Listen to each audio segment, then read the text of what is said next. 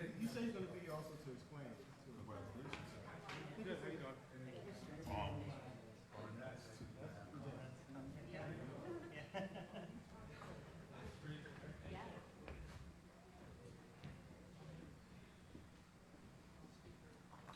You got one?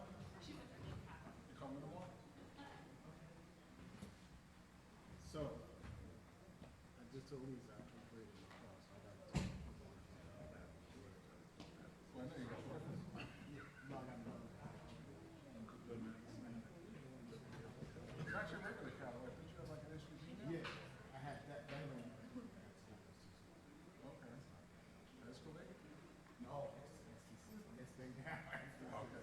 Well, you said upgrade. Escalade too expensive.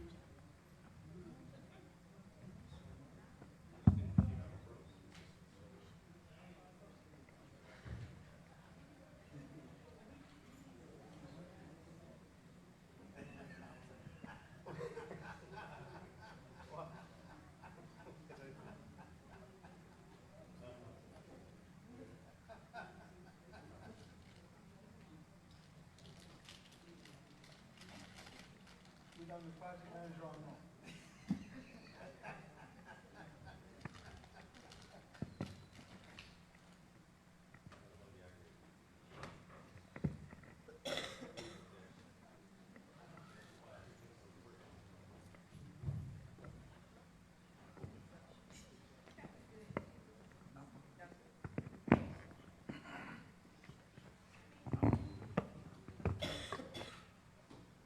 Check, check.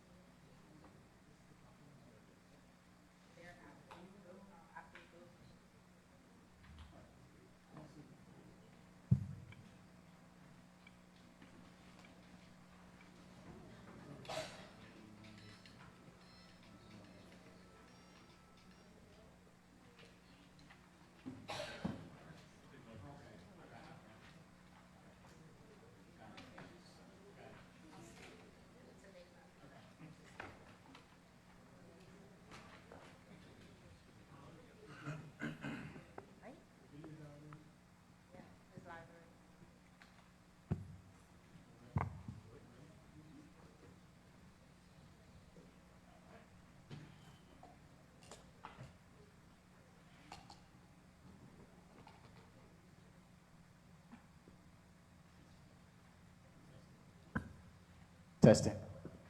All right, good evening, everybody. I apologize, we're running a little late this evening, but at this time, we're going to get started. Hereby call this meeting to order. Can we all please stand for the flag salute?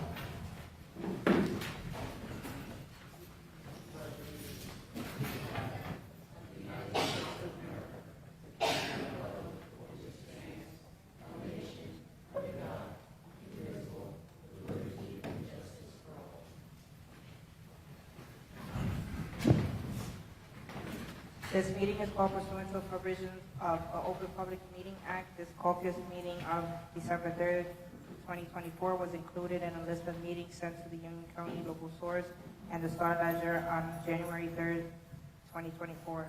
Copies of the notice were posted on the bulletin board in the municipal building and on the Township of Hillside's website. In addition, a copy of the notice has been available to the public and is on file in the office of the municipal clerk. Councilwoman Bonanno. Present. Councilwoman Piercy. Councilwoman Hyatt. Here. Councilman Joyner. Present. Councilwoman Saxon is excused. Council Vice President Rios. Present. And Council President Ebb. Present. We have quorum.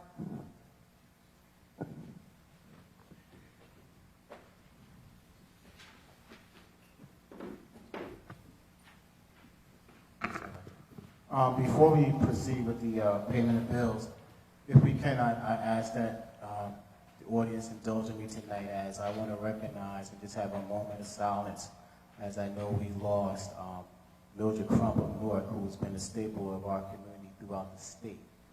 She was a council president in Newark, and I know we lost her over the weekend. I know we personally also lost Bishop Jackson's wife, who also was a pastor in St. Matthew. So they've been coming fast and furious. And I know it's a time of the season where we give thanks for everything. I just want to give thanks for the life that we have and keep those families lifted up in prayer. So if you just bear with me and just give me 30 seconds, a moment of silence for those that we just recently lost.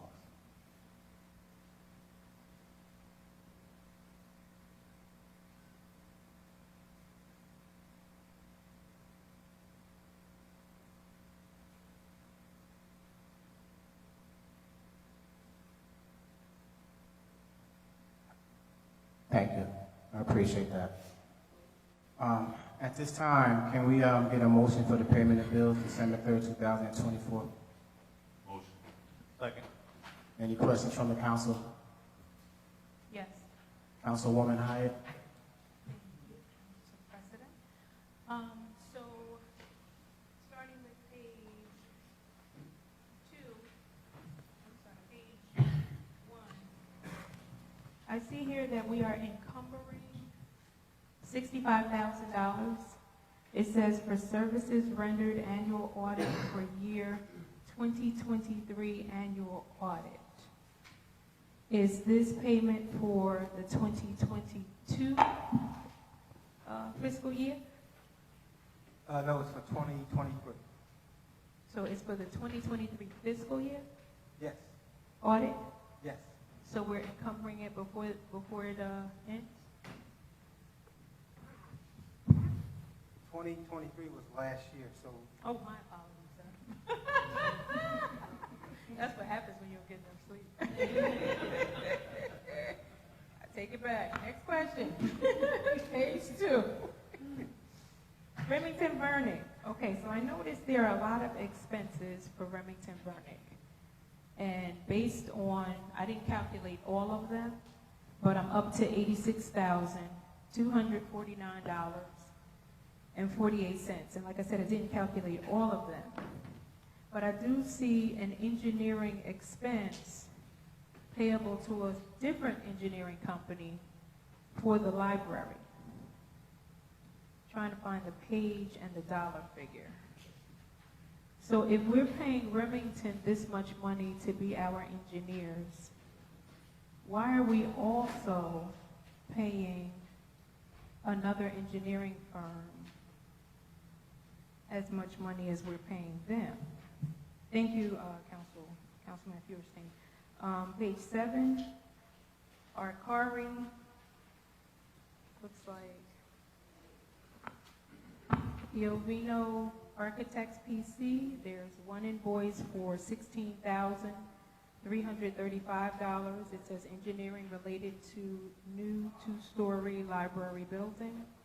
And the next one is $24,502.50. Engineering services related to a new 2-story library building. Those two alone come to a little over $40,000. So if we're paying Remington in upwards of $90,000 at minimum, why are we paying outside engineers $40,000 or more? Arcari is the architect, not the engineer. There is a state-approved architect that the library chose. They've been working with the library since the project began. So is your description wrong here? It says architect and engineering. Okay, but engineering is included, right? No, it should just say architect, but they are the architect, Remington's the engineer.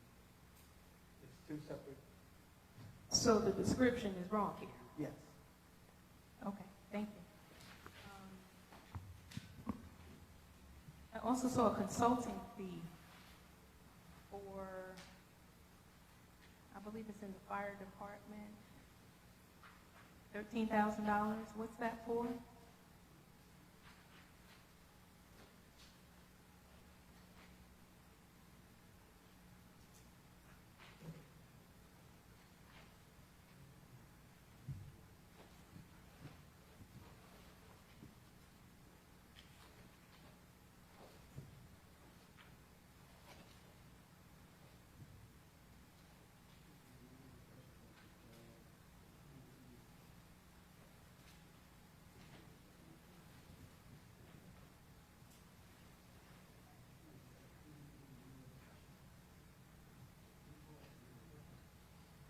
Yeah, the description is for EMT training. I'm trying to put the invoice now.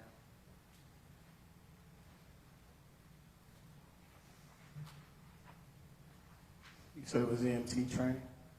That's correct. Council, we need to see the invoice for that? No, I do not. I think that concludes my questions. Thank you. Any other questions for the council? Yes, one question, Council President. Councilwoman Banano? On pages 1, 7, and 12, just a note, I see 3 separate lines for employees that are paying out of pocket for, it looks like, different expenses. I hate to see our employees being charged. It's M. Lopez, it's Al Hardy, put an awful lot of money out. And I think the last one is on page 12. Are we trying to stop that, curb that at all? It's a couple of $1,000 that Mr. Hardy paid out. Yeah, Councilwoman, I proposed a resolution, years ago that would allow me to process payments between meetings. But if we want to entertain that, that's how we stop it. If it's between meetings and we need something and someone has to come out of pocket, that's how we do So it. we're not budgeting for it. Halloween comes every year. Why is Al paying for Halloween and me? I'm not, that is a question for the departments. Okay. Are they waiting till the last minute, or is it something that falls in between? So something during the budget? Keep going on. We have to go out. Okay. But it's council's pleasure if you want me to put the resolution back up again. Nope, I'd like them to budget correctly. Well, not only that, doesn't it come out of the, does it come out of the O&E? Doesn't it come out of there? Yeah, it depends on or it's, sometimes it's the trust fund. So when you go to reimburse the employees, do you then subtract something from the O&E as well? How does that Yes. work? I charge their O&E for their reimbursement, or the trust fund for their reimbursement. That efficient for you to, efficient type of, when we get audited, that's something that's frowned upon to do something like that? Is there a way to better do that? Like I offered before, we could process payments between meetings, that would be allowed, and we wouldn't see reimbursement to employees. I know Ms. Dawkins said she had a shortfall for Thanksgiving as well, so we're going to get invoiced for that, so, for turkeys. And she had to go out and buy some. I mean, it's probably not on this one, but it'll probably be on the next meeting bill list. She mentioned that to me at the Thanksgiving event. And we'll figure it out, but I just think, I agree with Councilwoman Bonanno that maybe there's something we could do with the employees and not coming out their pocket like that. Look into that. Lisa, you have any more questions? No, that's it. Thank you. Any other questions from the council members? Yes, Councilman. Councilman Firstein?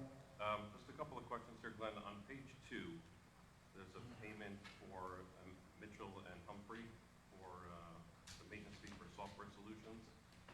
Just curious, what does this do, this software? It's for the code enforcement? That's for our construction manager. That's what we utilize for our permitting system for the Uniform Construction Code. Will this allow us, or does this allow you to run reports on what the code, what's going on in the department? Does it provide For Uniform Construction Code matters only. Only? Yes. Okay.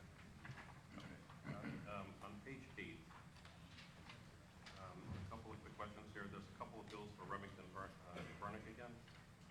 The second is, the third and fourth item is listed here for $14,000 and $5,000 and change, total of $20,000. It's listed as engineering and service for September for the North Avenue pump and the purchase of the sweeper.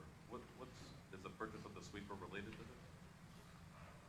That's the project. The pumping station and the sweeper were all part of one project, and that's through the, what is it called? The iBank. So that's funded through the iBank. Okay, and then But that's the name of the project. When we went out to bid and when we put the project, submitted the application, it was for the rehabilitation of the pumping station and the purchasing of a new sweeper. okay. And the project for the pumping station is underway. Thank you. A little bit further down, $14,000 for the firehouse site improvements. I'm going to ask, because we've asked a few times, is there a way to get a presentation or a report from this firm, who I counted a little over $100,000 in payments that we're making on this bill? I'm going to ask again, because I've done this before and I caved in last time. I'd like to hold the payments for Remington Burnick until they come in front of us and give us a report about what they've done, what they're doing. It's just a lot of money we're paying them every single time, and they have yet to come before us. So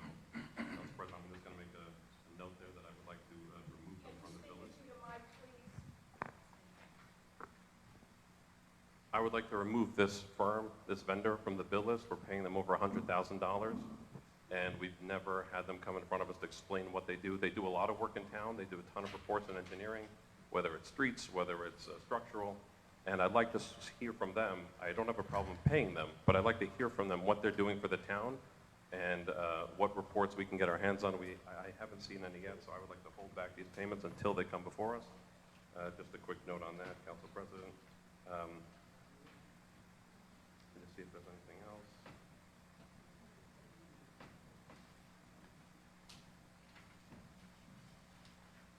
No, that's it. Thank you.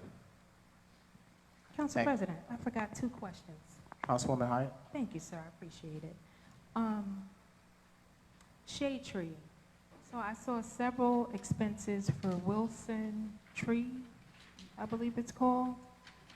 And it looks as though they're tree removals or cutting of trees or removal of stumps based on the description. What is the status of our shade tree department? Because I also see an expense for Mr. Rusomano to attend a shade tree conference. So what are these expenses for, is the first question. The second question is, what is the status of our shade tree department? And are these matters that had to be handled by an outside contractor?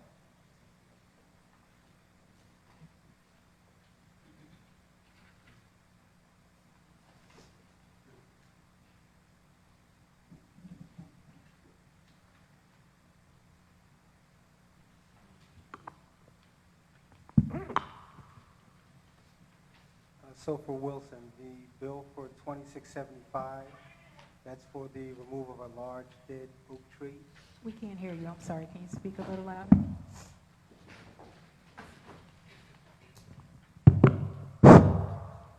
For the bill for 2675, that is for the removal of a large dead oak tree, 36 inches in diameter, it looks like. The bill for 950 is for removal of a maple tree,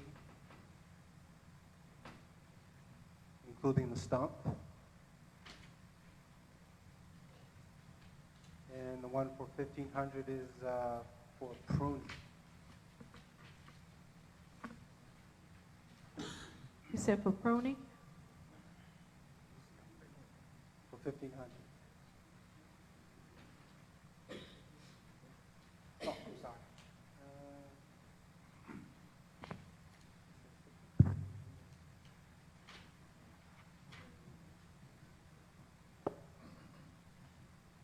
And another one for 354 is stump removal. I don't think we have a grinder, do we, for stumps?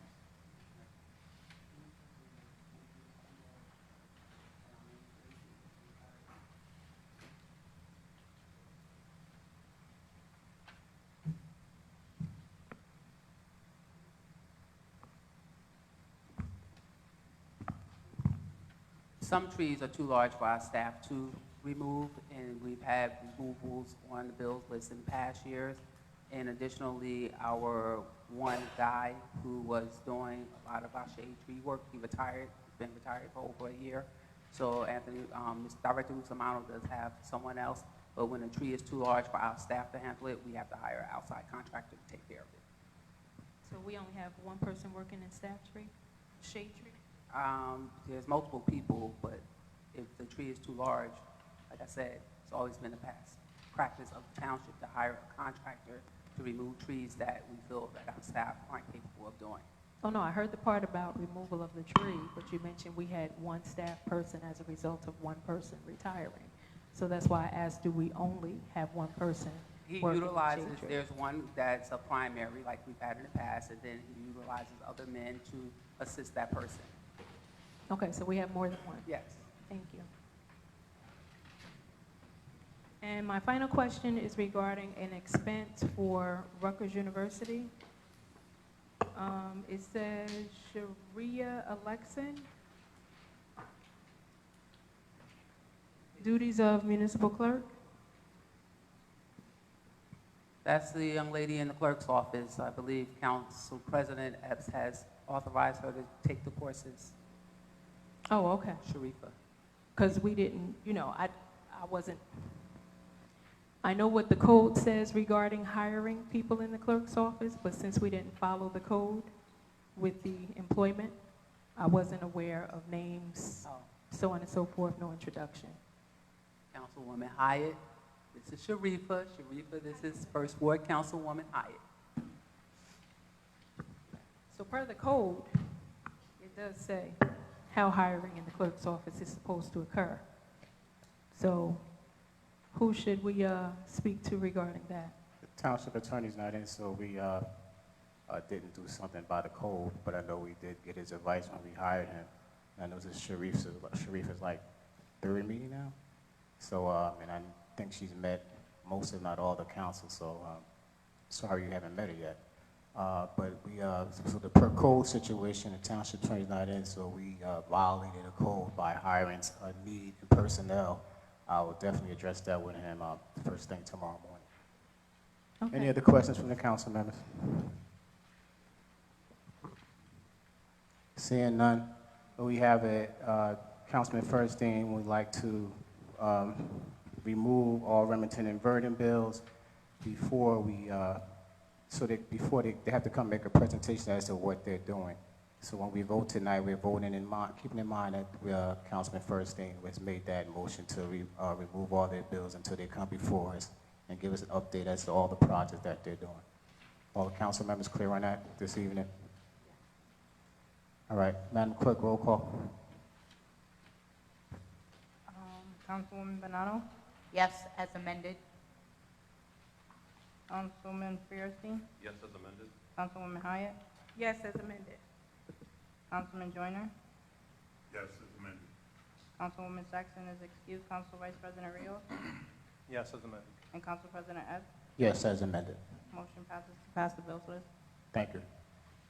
Right at this time, we, a few months back, we put out to the council members that we wanted to recognize members of our community businesses and community leaders.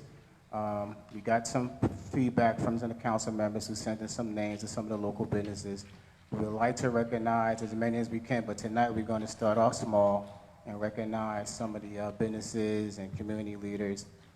Some couldn't make it tonight, in particular Nicole Gray Watson, the NAACP president in Hillside. But we're going to acknowledge those who came tonight, and we do plan on saying thank you to as many as our business owners and leaders within the community. So tonight we're going to recognize, I believe we have 4, and the first we're going to call up is Lord's Bagel. Could you please come forward to the podium?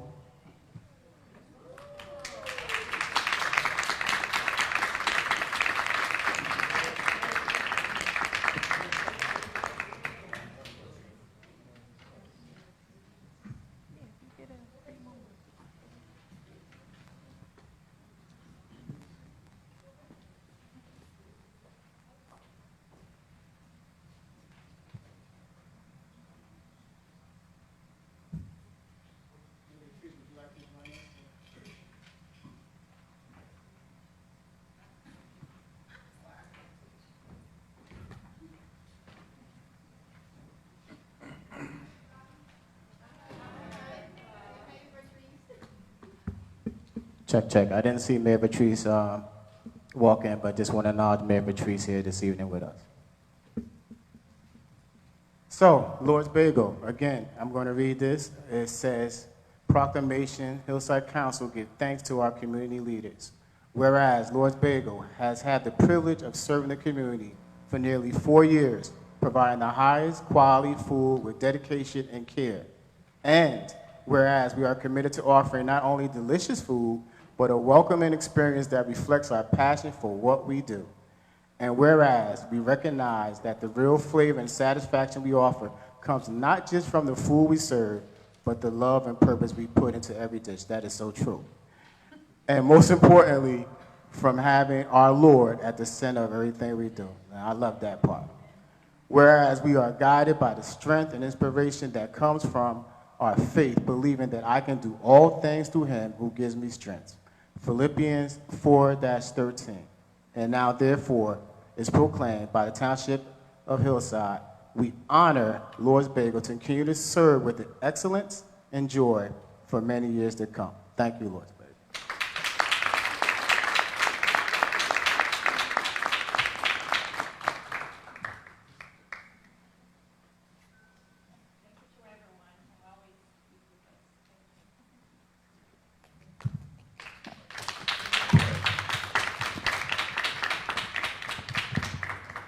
All right. Craig, Council President, you forgot to mention discounts.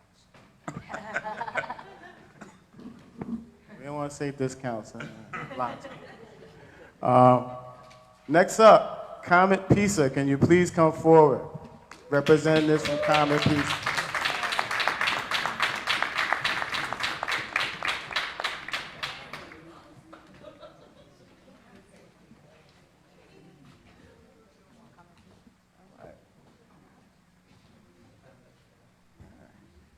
So we had pizza in the lobby today, and the kids couldn't eat the pizza tonight.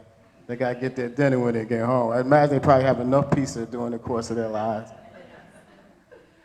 Comet Pizza, Hillside Council gives thanks to community leaders. Whereas, I'm going to say this name wrong, forgive me, the Pateris family, lifelong residents of Hillside, are proud to own Comet Pizza, a beloved town landmark since the 1960s.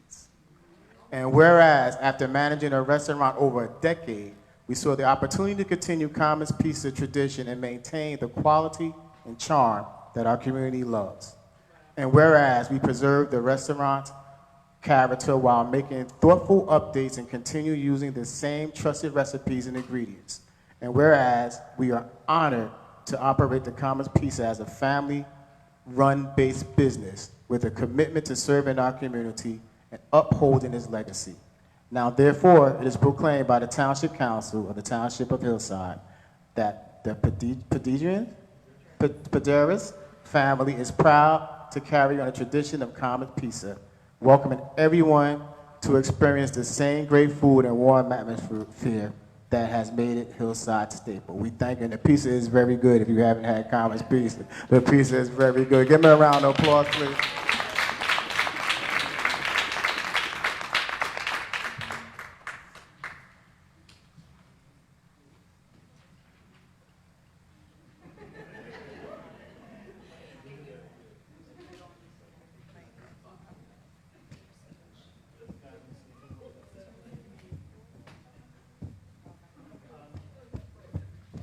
Just want to say thank you to the community for supporting us. We're honored that we were considered even for this great honor, and keep eating pizza.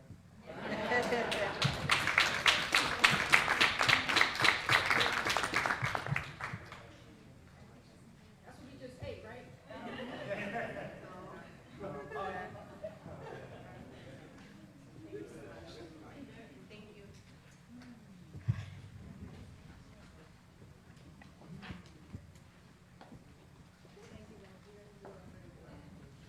Next up, Legacy Growney Funeral Home.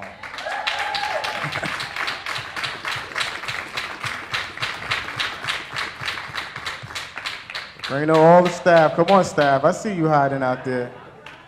Before she comes up, I got to tell you, this is, I know you guys like, geez, we really gonna recognize a funeral home? And I'll tell you why.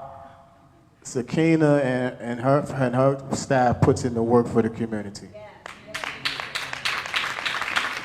There has not been a year since she's been here where she hasn't given a community book bag drive. She's always giving back to the community without asking, without hesitation.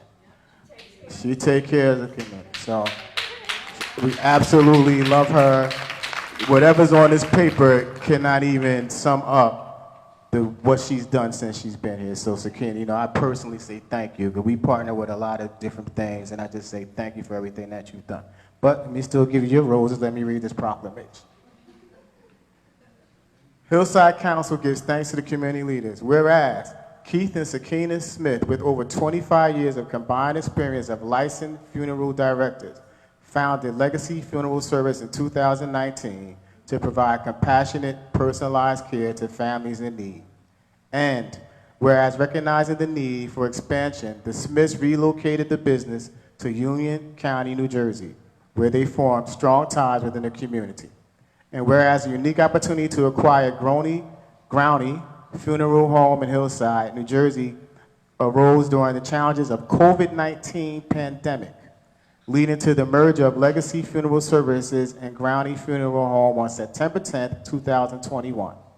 And whereas Legacy Growney Funeral Home now offers a comprehensive range of services, including domestic and international shipping of loved ones, with a dedicated team committed to caring for families with respect and dignity. Now, therefore, it is proclaimed by the Township Council of the Township of Hillside, we honor Legacy Growney Funeral Home to continue to reaffirm their commitment to the families of the tri-state area and continue to uphold their mission of entrusting loved ones, memories, into legacies. Thank you, Legacy Funeral Home.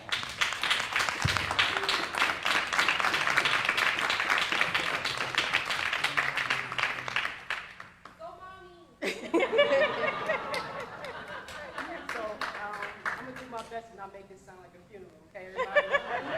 This is a happy, joyous moment. I just wrote a few things down that I wanted to respond for this honor and this recognition. First and foremost, I would like to thank God who owns Legacy Growney Funeral Home. I just operated, paid a mortgage and my Hillside taxes. We happen to be in this courthouse. I'm glad I paid my tickets before I came in here and lead my team. Without him and my team, I could not do this without them. I'd like to thank Mayor Dolly Bertrice, Councilman Epps, and the city of Hillside for honoring and recognizing my funeral home. A special thank you to my aunt Carol for jumping on board after her retirement and keeping the funeral home stocked with great candy and serving our families. My admin, Yasmin Rivera, who navigates the operation of our office and keeps me on track for my day-to-day activities. And my childhood friend, Sharon Myers. During difficult and draining moments, she serves our families tirelessly and keeps me laughing. Lastly, to my daughter, Bria, who's present, who didn't come forward, she watched me build this brand. We were doing homework together. And she supports me. She wants no part of this business, but she supports me, and that's why she's here today. And a special thank you to the Hillside community. We're not just here to serve you during the loss of a loved one. We also want to be a part of the community for any and everything that you may need. Thank you so much, everybody.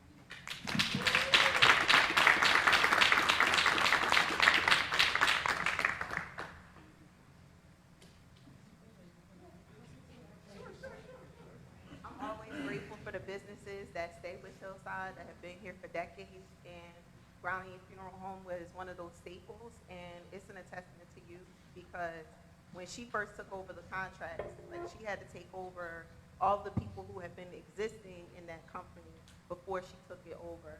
And many of those families had the option to leave and go to another funeral home, and they decided to stay.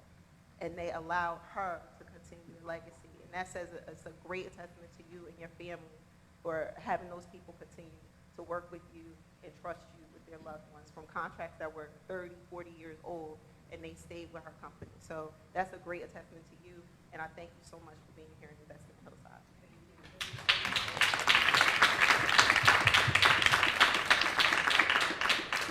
So I know we talked about, we prayed this morning over the loss of life, and I have a conversation with Sakina about having a workshop about what happens and how can we take care of our loved ones.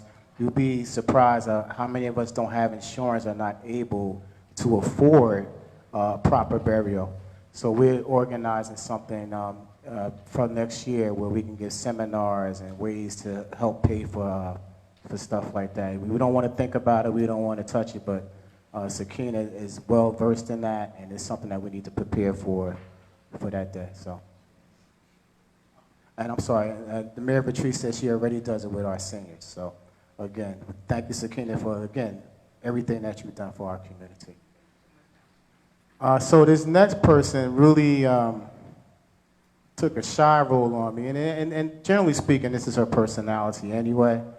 It was like pulling teeth to get a little small bio. And tonight I met her granddaughter, And she's like, why didn't you call me? I was like, because Miss Queenie didn't make that available to me. But I'm still going to call Miss Queenie King up here. She's from Fresh and Pretty Flowers on Maple Avenue in Hillside.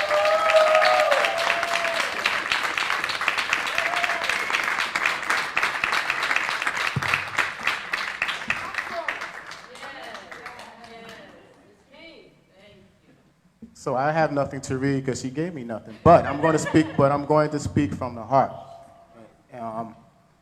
I've dealt with Miss Queen before I even became a council person. Always professional. It's just words can't express. Everything is always on time. Fresh and pretty. The flowers are always fresh, and they do look pretty.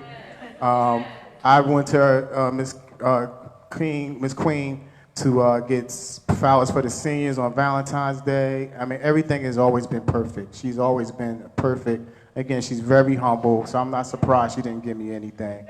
I was surprised she came tonight because I said, wait a minute, I don't have anything to say. But I do have anything to say. When people serve the community like that in the way she does, and you can see that she does it from the heart, there's plenty to say about those type of people, and they need to be recognized.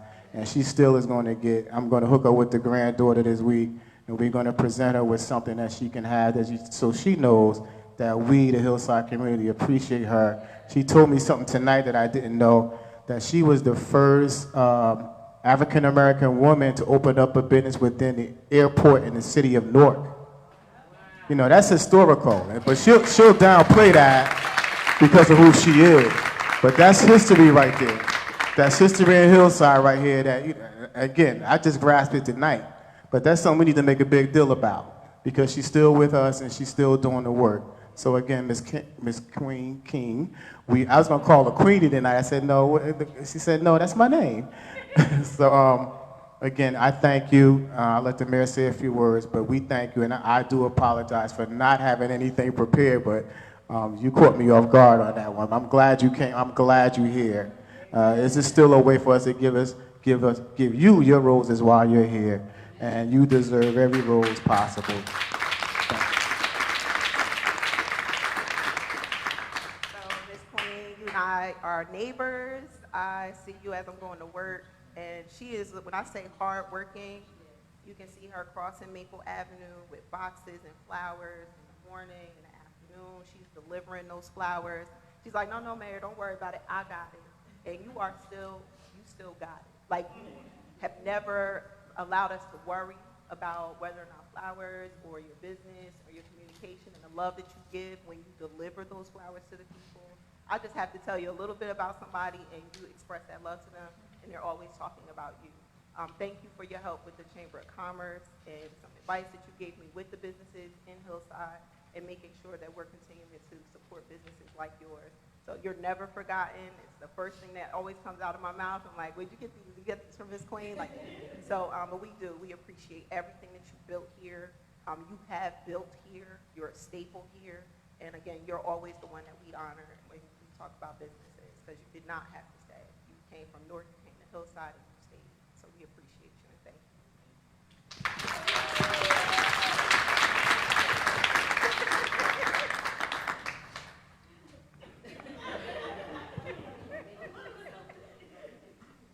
I just want to say thank you all so much, and I mean my community, I just love it here, and it's just a part of me, okay, and everybody say, well, you close early. I say, y'all don't see all this gray hair in my head? So that's my first thing. I'm open early, and what is so nice about it is they have adjusted to my time, and that's a blessing in itself, you know, so I truly, truly appreciate it all. And the township of Hillside. I love it. I'm here. Thank you so very much. And I didn't give you. Wait, you said no what? I the little thing that you asked me for the bio. She said she didn't give me the bio, so I'm clear on that. All right, thank you, Miss Queenie. We appreciate you. Thank you. We love you.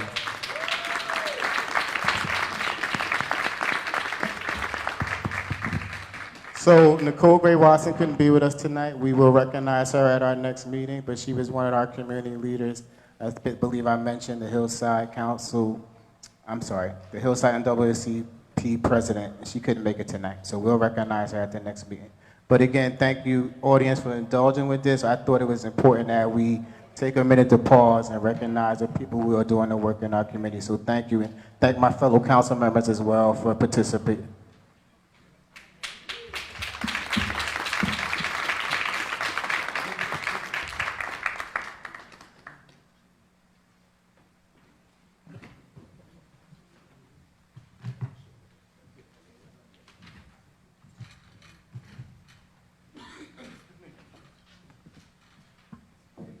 Right, back to business. Can I get a motion from the council to make all the resolutions tonight action items? Second. Can I get a second? All in favor? Aye. Thank you. R24-269, authorizing tax refund overpayment. Can I get a motion, please? I move. Any questions from council? Seeing none, roll call, Madam Clerk. Councilwoman Bonanno? Yes. Councilman Fierstein? Yes.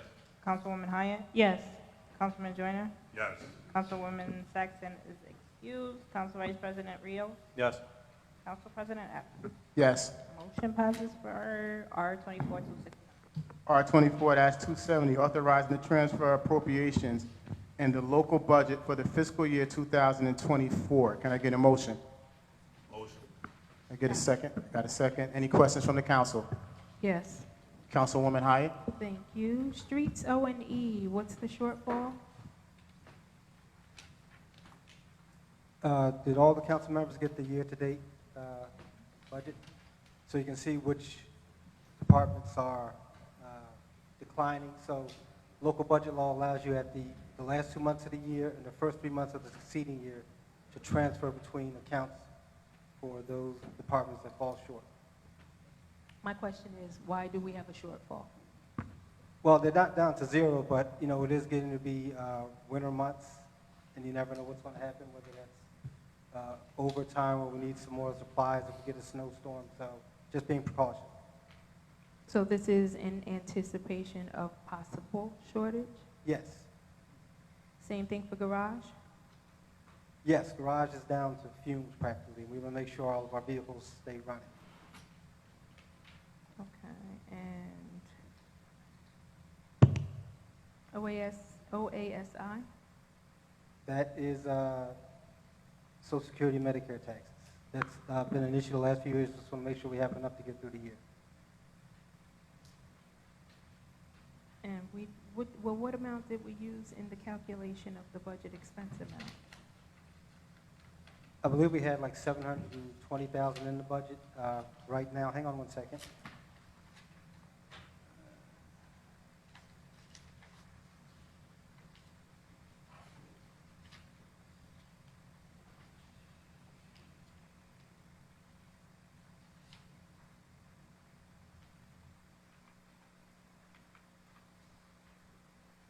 You know, on page 3 of 5, there's 720.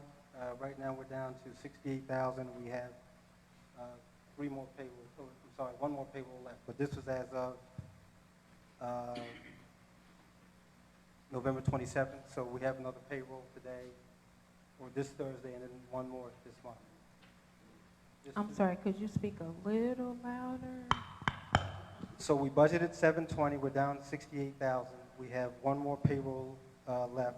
It doesn't include the payroll for this week, so there are actually 2 pays missing from this report. And as I mentioned before, this is a line item that we had shortages in the last couple of years. Just want to make sure we have enough to cover. Okay, and with this budgeting process, do I recall correctly that we didn't include all of the pay periods in the budget calculation? They're always included, all 26 pays. So there wasn't a conversation about including one less during the budget process? One less? Pay period? No. Okay. There's always 26 pays a year. Oh, no, I know how many there are. I'm asking about the conversation that was had discussing it. Thank you.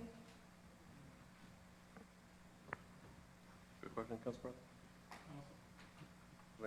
Can you just explain what the workers' comp O&E is that you're moving 30,000? workers' compensation. Yeah, what is Hang on that? 1 second.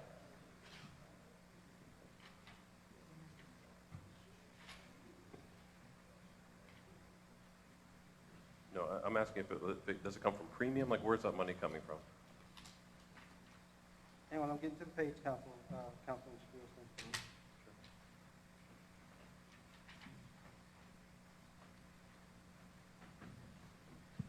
So for workers' comp this year, we budgeted $475,000. As of the 27th of November, we had $179,000 left. So we had less injuries this year. You know, we pay for the entirety of our workers' comp. We just have a third-party administrator. So I feel comfortable moving that $30,000 out of workers' comp, being that the year's almost over. Just curious what happens if there is an injury between now and then? It would have to be very catastrophic to eat up this $179,000. So you take 30,000 from the 179. Correct. And for the crossing guard, we're moving 60,000. We still have money left.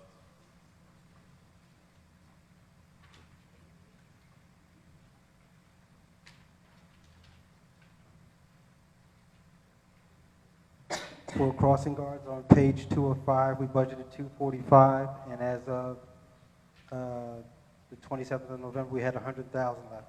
So yes, we're in a comfortable spot. Okay, thank you.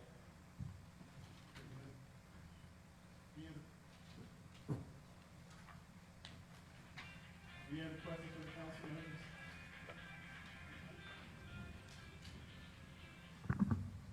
members? Seeing none, Madam Clerk, roll call.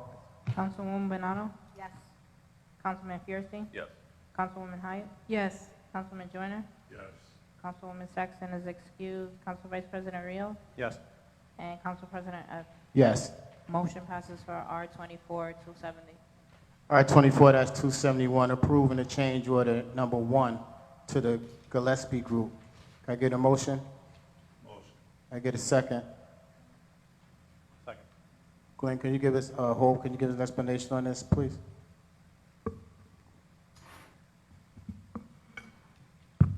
The Gillespie Group was awarded a contract to replace the community center basketball court, but in addition, they replaced the floors in the foyer, the bathrooms, as well as the kitchen. This is all funded through a CDBG grant, so there's no cost to the township.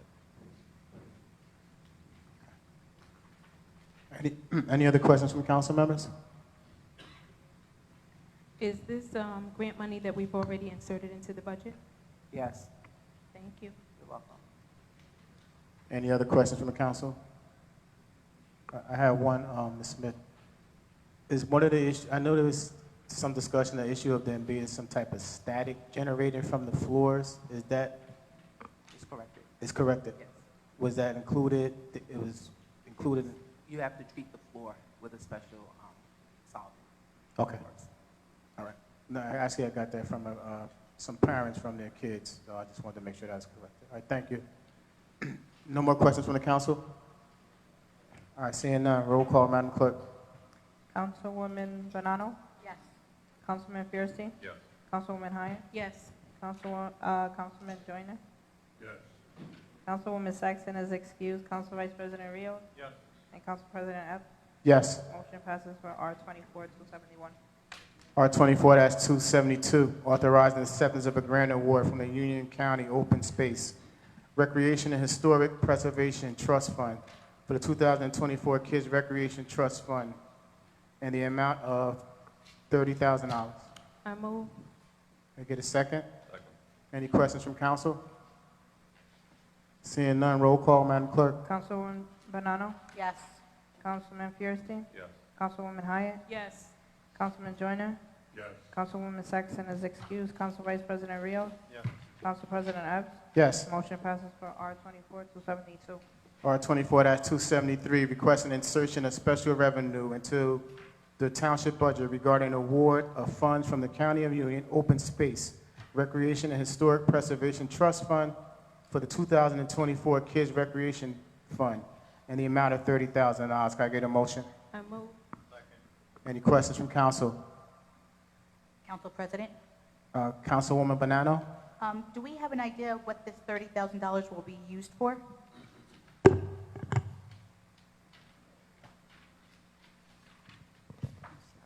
I don't recall what the project is. I apologize. But it's a grant we're being It's a awarded? grant, yes. Okay. Quick question, Councilman. Councilman Furstein? I'm just looking on the following page. It says it's a matching grant, right?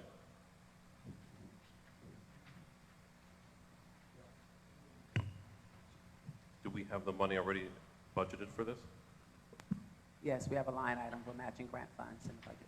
Thanks. Any other questions from the council members? Seeing none, roll call, Madam Clerk. Councilwoman Bonanno? Yes. Councilman Fierstein? Yes. Councilwoman Hyatt? Yes. Councilman Joyner? Yes. Councilwoman Saxon is excused. Council Vice President Rios? Yes. And Council President Epps? Yes. Motion passes for R 24-273. All right, we have one walk-on this evening. I trust that the council had got the packet in front of them. It doesn't have a number right now, but before we discuss it, I'm going to have our Economic Development Director, Steve Augustine, come up and explain exactly what this ordinance we have before us is. And this one will require 2 readings. So this will be the first reading after Mr. Augustine explain what this is about this evening. Thank you, Council President. Thank you, Council. Good evening.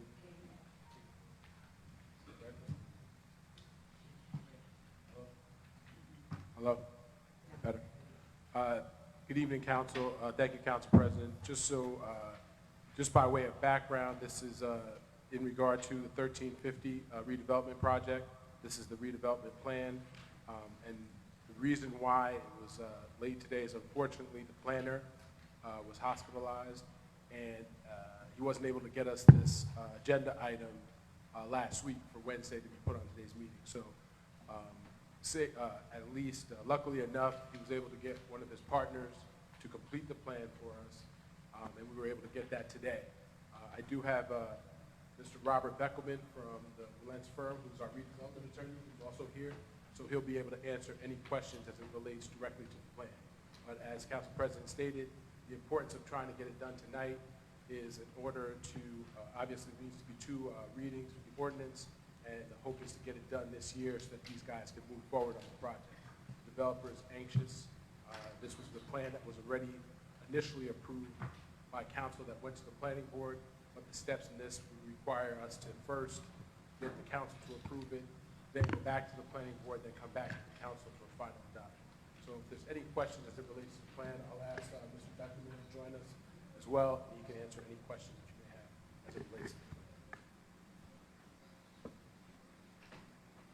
Council, I don't know if you have any questions. I realize you got it tonight, and I wouldn't have put it on so late, but Mr. Augustine expressed that there is a sense of urgency with this, so I put it on. So if you got any questions, just look over real quick. If you have any questions, please feel free to take a minute to take a look at it and ask your questions.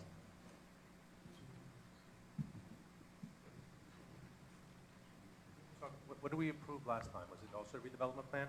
It was to, you guys initially approved, correct me if I'm wrong, Mr. Beckman, but I believe it was, you guys directed the planning board to initiate this plan. that. Correct. And then the planning board appointed a planner, and then they did the plan. Okay. Thank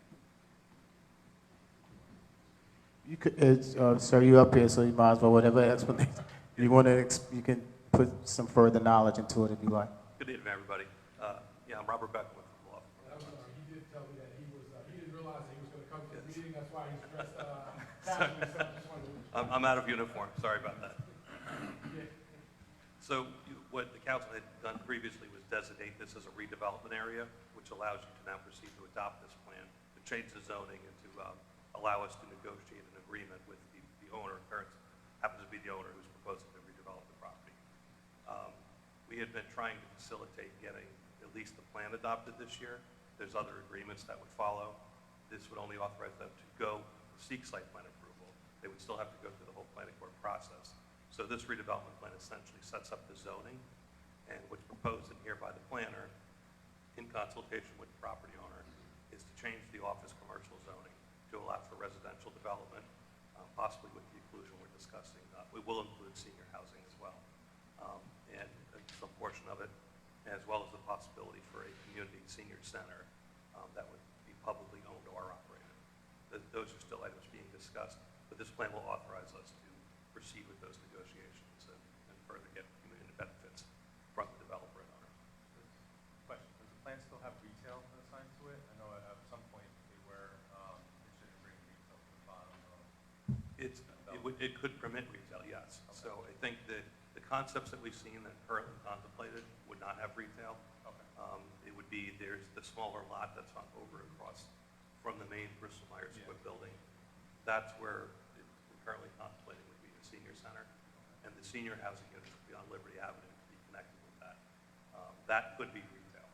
It's not, that's part of what's still being discussed and negotiated in the agreement. Thank you. Any other questions from council? Can you just go over the process now? Is we're going to approve the planner, then the applicant is going to go in front of the planning board or zoning board to get approvals for the development? Yes, so this plan essentially, you could look at it as if you're adopting a zoning ordinance for the property. So it will change the current commercial office zoning to allow for residential, possible retail ground floor, and the senior center, if that's going to proceed. So it changes the zoning. It has other requirements in there, such as the owner, instead of just being able to go to the planning board, will have to have a redevelopment agreement approved. That will also come back to the council. We've been having discussions about what would be in that agreement, for example, the senior center, and also payment in lieu of tax program is a possibility that we're discussing with the developer, where we would have to vet their numbers, make sure that we're persuaded and convinced that they need the tax relief, but it's also a payment in lieu of taxes, which would be very beneficial to the municipality as well. So we're having preliminary discussions on that. That too would have to come back to the council, and that would be approved by an ordinance. It's something that the council is going to entertain. So that is independent of the site plan application. That's not required. It's up to us if we want to grant that. The redevelopment agreement we built into this plan, they would be required to have that agreement acceptable to the township before they could go for site plan approval. If we continue the discussions we're having, I can see that plan being approved very early next year, subject to your approval again by resolution. And at that point, they would then be authorized to submit for site plan. What's the time frame, do you think? I can give you the practical time frame. Yeah. So if we advance discussions on the redevelopment agreement, I would expect we probably could have that back to the council in January, possibly the same for the financial agreement. The site plan is then to return back to them. We would build into the redevelopment agreement a schedule that would have them do it fairly expeditiously, so we're not waiting too long. And I think they're anxious to move forward. They're not generating anything for the property. It's just costing them money to carry it. You know, they have problems with people coming onto the property and security issues. So I don't see them looking to drag this out. I think they want to move quickly. So this resolution would be exclusive to this property? Yes. Yeah, it would create a zoning district that justifies the property. And how many units are we talking about? Are they rental? Are they? Yeah, though they're contemplating the concept is rental. The zoning wouldn't require rental or ownership. That would be up to any developer in any zoning district. But it is currently contemplated to be rental property. About how many units are we looking at? So the plan provides for, oh, I'm sorry. The plan before you permits up to 75 units per acre, up to 5 living stories, 75-foot maximum height. That would impact our schooling? Lisa, talk into your mic, please. That would impact schools in the area, or do you have It would any probably have study? some impact. The analysis that we've seen so far, I think there's a portion that's senior. Then the others are all 1- and 2-bedroom apartments. So we have a financial analysis that's being undertaken. I think that what could be included in that would be an estimated projection of how many school-age children the project would probably generate. And that would be a factor in discussing the pilot, the financial agreement as well. And were all apartments approved at market rate, or will some of them, or a percentage of them be for lower income residents? The current contemplation and under the plan, you don't have an ordinance that requires a set aside for affordable units. The plan does not add that either. So it would be market rate, except for those, well, even the seniors would still be market rate senior units. And I have another question. What exactly, again, is the reason for the urgency? Why does this have to be done by the end of the year, specifically? It's not legally required to be done by the end of the year. Okay. If it wasn't introduced tonight, it would be pushed into the next year. As you know, with the reorganization, you would have to start the process over because it's an ordinance. We have one more meeting, though. Right, so we have to introduce it, and then it has to be, Right. it actually also has to be reviewed by the planning board before it comes back to the council. And has this product been reviewed by the planning board? No, the ordinance that you might adopt tonight would refer it over to the planning board to consider at their next meeting. Then the planning board would give you its comments and recommendations. And they also have to make a finding of whether or not it's consistent with the current master plan. And when did we get started on this document? The document, This ordinance itself? probably a couple of months ago, when there was some exchange with the property owner and trying to formulate the concept that they felt they could build, as well as what the administration was looking at as would seem reasonable to allow to develop. Okay, thank you so much. Any other questions from the council? All right, seeing as, sir, thank you for coming out tonight. I appreciate it. Mr. Augustine, thank you as well. My pleasure, thank you. Any other questions from Mr. Augustine? Are All right. we voting on the ordinance and then resolution, or just all ordinance today? I said we're voting on the ordinance today and resolution, or just the ordinance? So, Steve, So there are two products there. There's also a resolution approving the planner to do the work, that's just a formality for his contract for the work that he's doing. okay, so we're voting on both tonight, the ordinance and the resolution. First up, I know this doesn't have a number, Hillside Township Council ordinance, and it's an ordinance to approve the Liberty Crossing redevelopment plan. Can I get a motion? Motion. Can I get a second? Second. Any questions from the council? Seeing none, roll call, Madam Clerk. Councilwoman Bonanno? Yes. Councilman Fierstein? Yes. Councilwoman Hyatt? No, I would prefer to read the document in full from start to finish prior to making a vote. Okay. Councilman Joyner? Yes. Councilwoman Saxon is excused. Council Vice President Rios? Yes. Council President Epps? Yes. Motion passes for the Uh, ordinance. That's the I'm sorry, ordinance. The ordinance to approve the Liberty Crossing redevelopment plan. All right, so here comes the resolution. Hillside Township Council resolution resolution approving the Shamrock Enterprises as the planner and authorizing Shamrock to prepare a redevelopment plan for the redevelopment area designated as block number 604, lots 25 and 26. Can I get a motion? Second. Any questions from council? Yes. Councilwoman Hyatt? Is this an action to award a contract to this contractor? Or is this one we've already awarded? They've already been approved, this is to get them paid. This is to get them paid? Yes, they were approved by the planning board. The planning board approved them to be the planner for? This specific project, to create the plan. Okay, so walk us through the steps so that everyone can understand.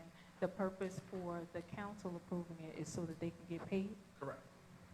Mr. Beckman is here. He drafted it. And again, the urgency again is?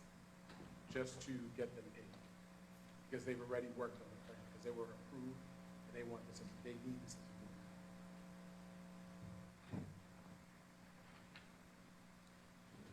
Any other questions from council? I see none, Madam Clerk, roll call. Councilwoman Bonanno? Yes. Councilman Fierstein? Yes. Councilwoman Hyatt? No. Councilman Joyner? Yes. Councilwoman Saxon is excused. Council Vice President Rios? Yes. Council President Epps? Yes. Motion passes for the resolution approving Shamrock Enterprise. Thank you. And that will conclude. At this time, I get a motion to open up the floor for public comments. I move. Can I get a second? Second. At this time, the floor is open for public comments. Come to the podium. You have 3 minutes. Please be respectful. Please keep your eyes and your questions directed towards me and not the audience.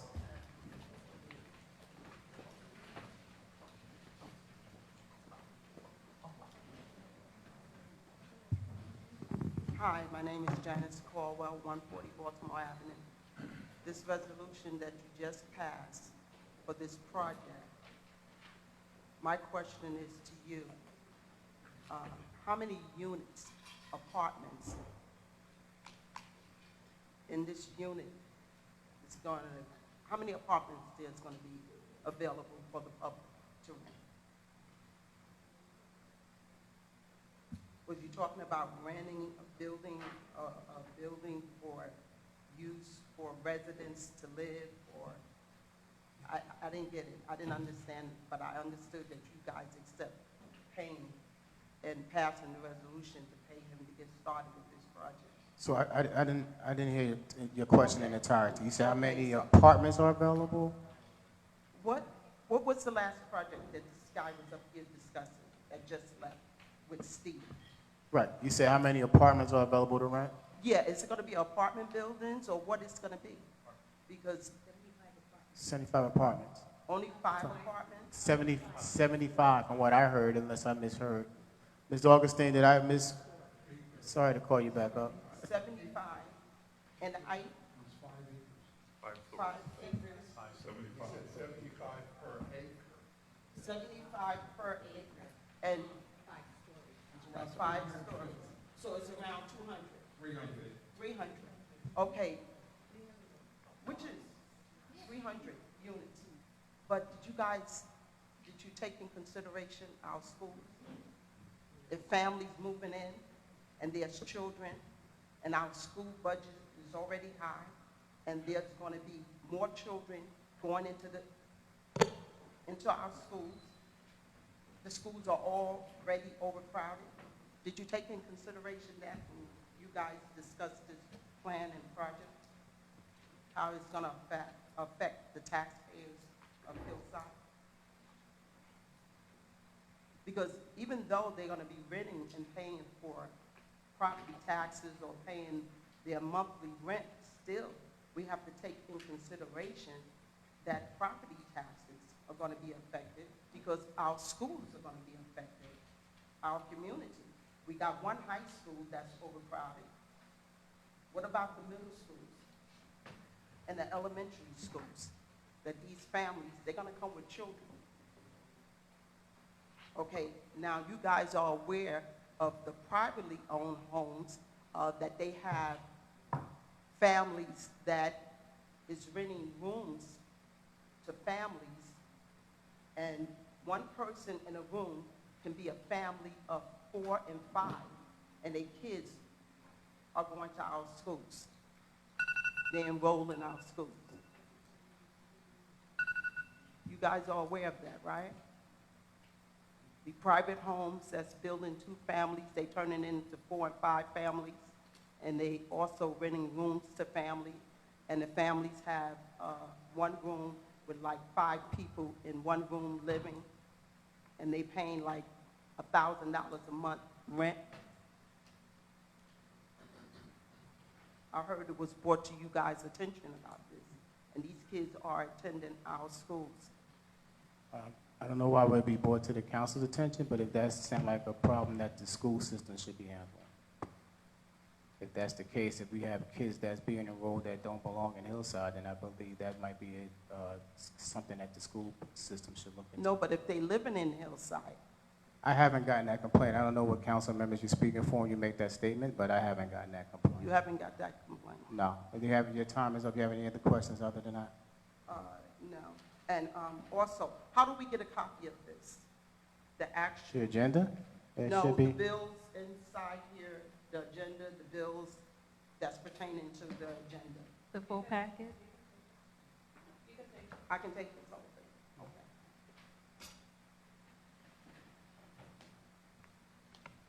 Okay. I think the gentleman, I don't know your name, but I know you had a presentation about, this is your time if you want to come up now. Hi, my name is Larry Cohen. I live in Fanwood. I'm a volunteer with the Associated Humane Societies. They run a shelter, animal shelter in Newark, as well as some other facilities. I've written you a couple of times asking your help in something the state is trying to do. And Councilman Feuerstein answered me last time and invited me to come speak, and so I'm very happy to be here. Basically, this is about an issue surrounding puppy mills, which are large commercial dog farms where parent dogs are bred over and over in cruel conditions, and their puppies are shipped all over the United States to stores.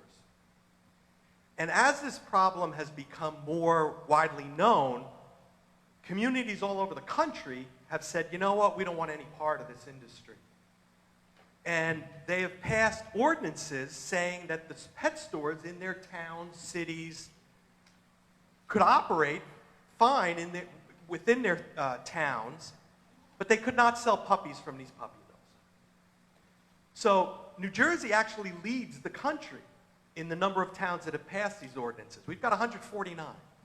And in fact, there was a time where I came here asking you to do this, and I think some of you were on the council at that time. This has grown such so that states are now taking it up. They are banning the sale of puppies in pet stores statewide. 8 states have done this already. And New Jersey is now bidding to become the 9th. A bill sits in Trenton. It's S-2551, A-4051. It was introduced by Senator Brian Stack. It's got dozens of co-sponsors. What I've been tasked with doing is going out to towns, particularly in Union County, and asking them, hey, could you pass a simple resolution saying, you know what, we think this is a good idea? That's basically it. Union County is incredibly important in this effort because of Senator Scutari's unique position as both Senate President and head of the county Democratic committee. So I've been going around for the past few weeks. Fanwood has passed this already. Roselle Park has passed this already. I have pledges from the Scotch Plains and Garwood mayors that they are going to pass this. Cranford and Summit, I think, are considering this tonight as we speak. And it would be wonderful if you guys could do this. It's an easy ask, I think. It's a simple resolution. I sent you copies in the email that I sent you, but you should also have a hard copy somewhere in front of you. I passed them out tonight. Roselle Park literally took this and just put it in their consent agenda last week, and they passed it. And that's about it, unless you have any questions. The problem of puppy mills is real, and the efforts to shut these places down, the way they're trying to do it now is by cutting off demand. If the stores don't sell them, hopefully they'll stop breeding. That's where we're trying to go. Can you just explain, Larry, so then are puppies ever going to be sold? Like, how does that work? Or does it only prohibits the national chain from doing it?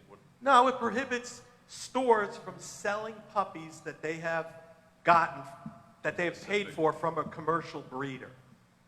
Believe it or not, this is a small percentage of sales, but it's a large number of dogs. So people would still be able to obviously go to shelters, to rescues, to responsible individual breeders to get a dog. And that's where most people go to anyway. But they're trying, this is a nasty business. It's a nasty industry. And because of the way people feel about dogs and, how they've come into our hearts as members of our families, they're trying to do something to protect them, where obviously they can't do anything themselves. This resolution would just help support the state's effort. That's all it would do. It would just say, you know what, New Jersey, we think this is a good idea. We support the state effort to pass a law. So do you know the standing of the current bill? I know you mentioned that there was a bill already in place. Yeah, it's in committee. It's in a Senate committee and it's in an Assembly committee. I don't know the names of the committees. I know the chairman. In the Assembly, it's Mr. Spearman. No, I could find out. I just wanted to. Yeah. I'm going to get your information because I didn't get the chance to copy down the bill numbers you just gave out, but I think it's in this resolution. The second line, it says, whereas S2511/A4051 Got it. Okay, I see it, okay. addresses the Puppy Mill to Pet Store. Okay, so in all fairness, we're not going to take any action tonight. Oh, no, I didn't. You know, but we will definitely, something that we're going to definitely look into and talk to our township attorney about. And I appreciate you coming out and explaining this to me. I did not see the email. I checked my email. Sometimes it goes right to spam. So maybe I'll check my spam folder when I get in. Yeah, But, there was an initial one, and then this week I followed up. okay, all right. Thank you so much. Any questions? I'll allow questions from the council in reference to this. We did tell the gentleman to come forward. Any questions from the council? Thank you for coming back. Oh, you're welcome.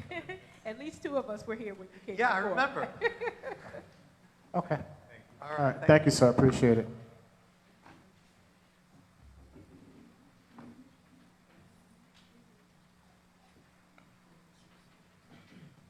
Good evening. Annie Davis, 1544 Morris Place.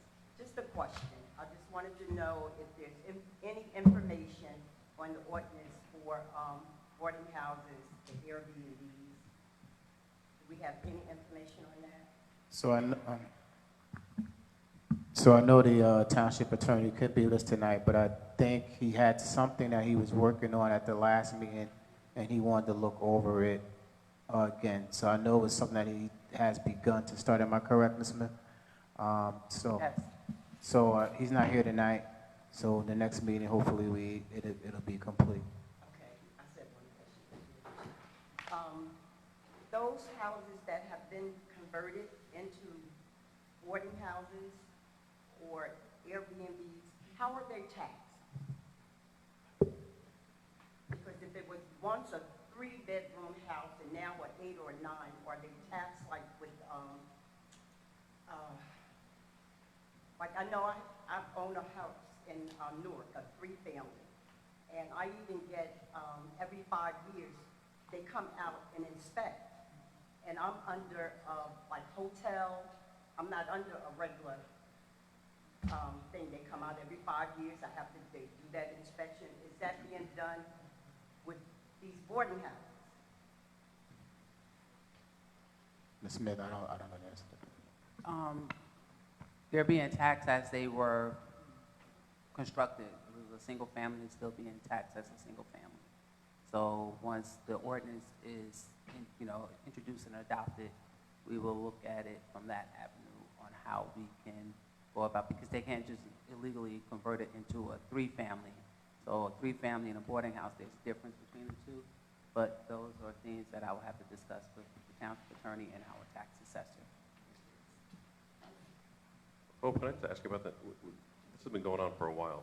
You know how close he is to getting finished with the resolution? The ordinance was on the agenda at the last Right. meeting, Attorney Hold it. Montilus requested to pull it because he needed to review. So it's already drafted, but there were some things he wanted to look at. So by next meeting, hopefully we'll have it. Hopefully, yes. My concern is that on my block now, Morris Place, a 1 block is 4 houses. I know for sure one is a boarding house. And I know there's a difference between boarding house and Airbnb. I say an Airbnb. So, that's my concern. I don't, just how long is it gonna take? Thank you. Council President, I have a question. So if they're only, did you say how many boarding houses? No, not her. I'm asking Ms. Smith. You said, you didn't say anything. I didn't mention about how many boarding houses there are. I said there's a difference between a 3-family home and a boarding house. So when she referred to her 3-family home in Newark, it's a multi-family dwelling that's inspected by the state of New Jersey. So I told her that I would have to speak to Attorney Montilus and the tax assessor regarding how we can address that with, as far as taxing it, how is it taxed a boarding house? That's what I explained to her. Okay. So in the event that it is taxed as it was constructed, right? Did I understand that statement correctly? Yes. So if it was a 1-family house, 3 bedrooms, and there are 4 of them on your block they have a use that is other than their certificate of occupancy, Does that constitute some level of illegality? I would have to refer that to the, I'm sorry? I would have to refer that to the attorney. That's a legal question that I would have to consult with Attorney Metellus about. What about a construction code official? Would they know what the code says? If they wouldn't be able to tell us if we can, if you can remove the people, first of all, you have to gain access. We can't just go in carte blanche and inspect it. But the purpose of the ordinance that's being put in place is to discourage it and make it a little bit more complicated. When the Department of Law researched it, the state of New Jersey does not prohibit boarding houses, but a municipality to put an ordinance in place to make it a little bit more difficult for that person to convert their house into a boarding house. Okay, so that's not my question. I'm So gonna say it again. I can't tell you if the certificate of occupancy can be revoked because the people are utilizing it for other than a single family. That is the question, and if you want further information, I will speak to Attorney Metellus and the construction official to see if there's legal action that can be taken. But unless we've gained access and we have solid proof that that's what they're doing, it'll be a little difficult to prove it in court. Okay, so with inspections, what's the process to go out and inspect the property when something has been reported? The owner has to give us entry. I just had a resident call me the other day because she received a notice that we received a complaint that she had an illegal basement apartment, and she called to tell me, I'm not letting you into my house. So they have to give us permission to go into the property to conduct the inspection. When someone sells their home, the seller or the buyer should apply for a certificate of continued occupancy, but a lot of times they don't do that because you have a lot of people that's doing these cash buys. So the person that's selling the house just takes their cash and goes on about their business. But we're working on putting something in place where the building department and the assessor's office will be working together to try and catch. You can't catch everything, but we are working on a process so we can try and catch those people that's selling their homes without getting the proper inspections. And that's how we can find out if they've converted or if they've done work without permits. So let's go back a couple steps. With the inspection, you said the person has to give you entry. Yes. How did the person become aware that the situation existed? What situation? That someone said they had an illegal We apartment? received an anonymous tip, so they just followed up with the owner, and the owner said that she is not giving us entry. So on the someone firm. from the administration contacted the owner? Yes, they sent out a notice. That's the part that I'm asking about. So they've been here, what, 2 months? And summonses have been issued based on that. One property in particular, Ms. Davis knows, I went there myself when there was someone working and he gave me access. So the code enforcement officers have been out and they have issued summonses for the properties in which they have gained entry and they're waiting to go be adjudicated in court. Okay, so you guys have already reached out to those 4. Were you guys aware of that?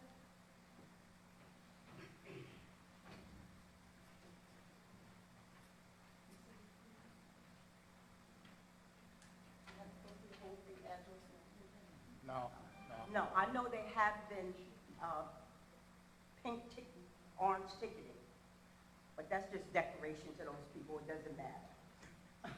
You know, they still are in and out. You know, they're always working, but they have been coming out, putting the orange tickets on the door, but it means nothing. Explain to me what the orange ticket is. Excuse me?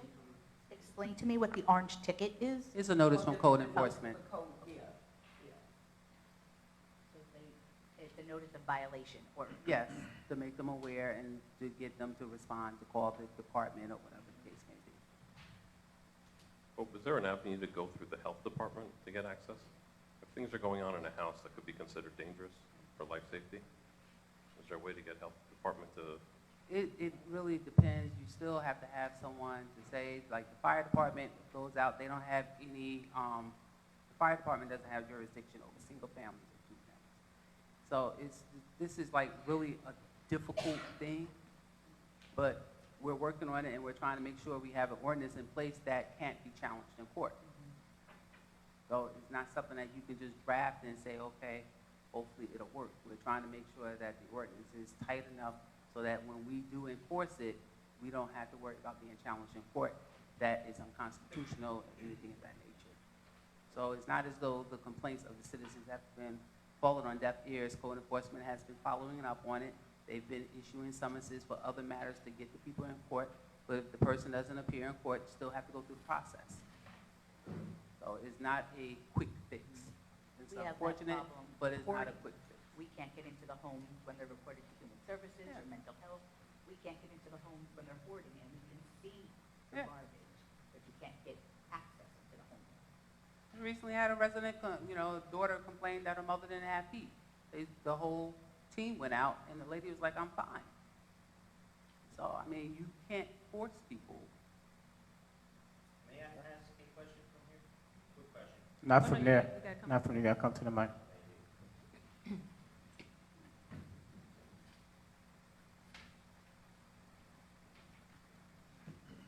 Name is John Silver, 152 Francis Place. And my question is in regards to, if there's minors living in a basement as well, wouldn't that, make it easier for the town to go in and make their survey, make their inspection? How would we know there are minors there? Someone has to, a lot of times if there's a tenant and they complain, we'll go and follow up. Okay. What if there's a neighbor that knows for a fact in camera footages that there is a basement being resided in with minors? It would need to be submitted to the township, and then we would consult with the legal department and see how we can go about that. But it would make things easier to go in? I can't say that. I would still have to consult. I'm not an attorney, so I would have to talk with Attorney Martellus to ask him what course of action we can take. Okay. And how would we go about to open?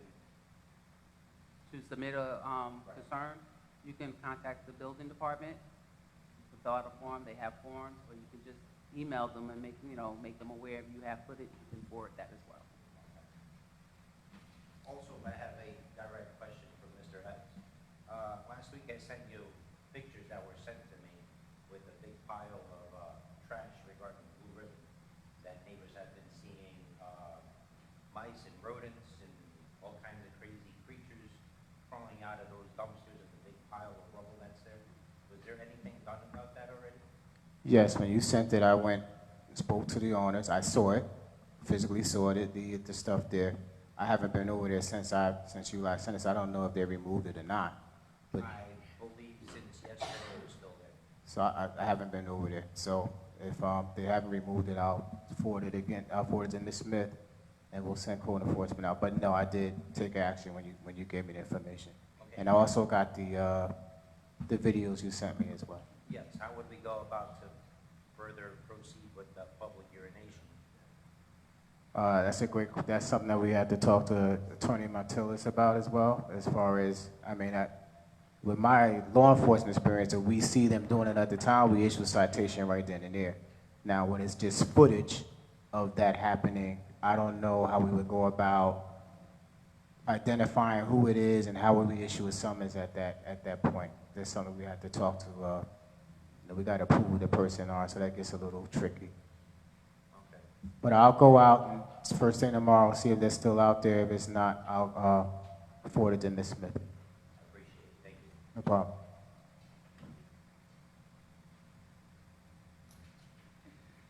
Good evening, everyone. Taisha Jackson, 252 Dora Avenue. I had a question in regards to the last meeting about the grant that you all received in regards to the trees. And I wanted to know if, me being a resident here now, if the grant would assist if you know that we have dead trees on our property, and if you all receive such a large amount of funds for the tree grant, would I be able to apply for that instead of having to come out of pocket for that? The grant, ma'am, is for the inventory of township trees maintained by the township. And then after we get an inventory, they will prioritize which trees need to be removed, but it will not be for private property. Okay. And my next... The county does have a program, I'm not sure, but if you like, I'll get it to you. Thank you. I'm not sure if what you're doing qualifies, but it doesn't hurt. Okay.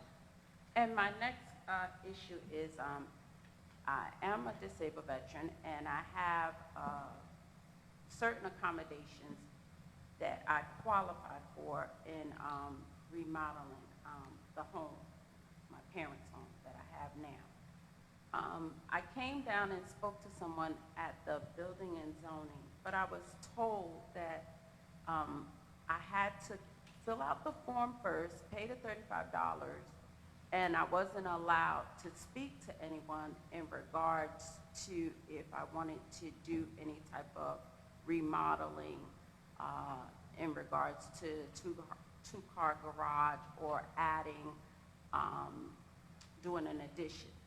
My question is there a way for me to speak to someone without having to write up a form and pay $35 without speaking to anyone?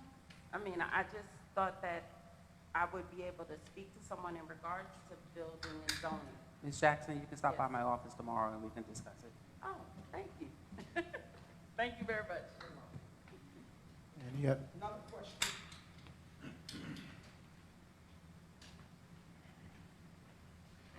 Janice Caldwell, 140 Baltimore Avenue. So you guys are aware of the apartments and private homes that converted to 6 families or renting rooms to people? You are aware of it? Because you spoke about it. You say that you will have to go to the attorney, and there are certain things you will have to do through the attorney in order to get access to these private homes to see how they're renting or renovating or changing, you know, into larger families and allowing people to stay in the basement and other places. The council members have had public comment where residents have come and raised concerns about Airbnbs and boarding houses. The Yes. boarding houses, I think, more or less, because there's one that has 20 children coming out of a 2-family house, and they going to the schools, and there's more. So it was just brought to my attention. So I just wanted to see whether or not it was brought to your guys' attention. Here, I have a letter that I put together, and I emailed it to you guys, and I wasn't able to get your email or your email. Is it possible I can give this to you guys today? Give it to the clerk, she'll give it to us. Okay.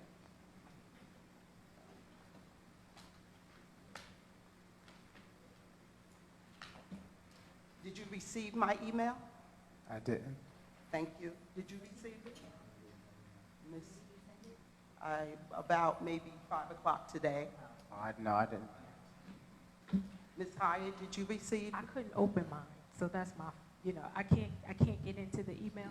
Oh, I gotta figure out what the password is or something. okay.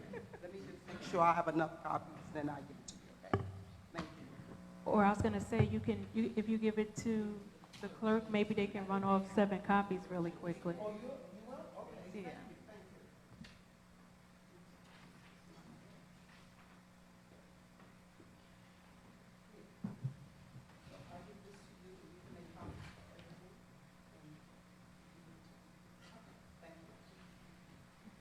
you. Any other comments from the public?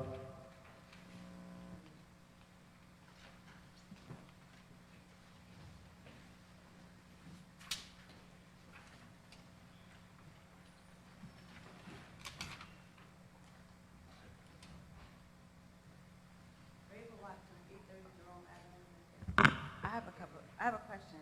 So there's no ordinance in the town for boarding houses? So how is there an ordinance for fraternity houses or no? No? I thought it was from when that house had the shooting on Conant. I thought the town had, because I was asking that, because I was gonna say, could the boarding house situation be applied like a fraternity house? But There's no. none? Okay. And, with the board, I guess you guys are reviewing it, but it's just not boarding houses, on any block. They're all over town, and it's not, I think the town really needs to look into it, because you have, some houses, I don't know if you call it boarding houses, but they house students, right? And I don't know what the proper name is that, but that is a problem in town. And it's not just on the Annie's block either. We're aware of It's that. definitely. The ordinance is for Okay, townwide. 'cause, I could, maybe I should give an incentive for residents, because I could give you a couple on our side. My other question is, what is the town process to get handicap parking placard for a resident from their home? Contact the traffic department and the HPD. If you just Is call there a specific person in charge of that? Lieutenant Diamore, but if you call the 973-926-5800, you just ask for the traffic division. I saw this. DAMORE. Any other comments from the public? I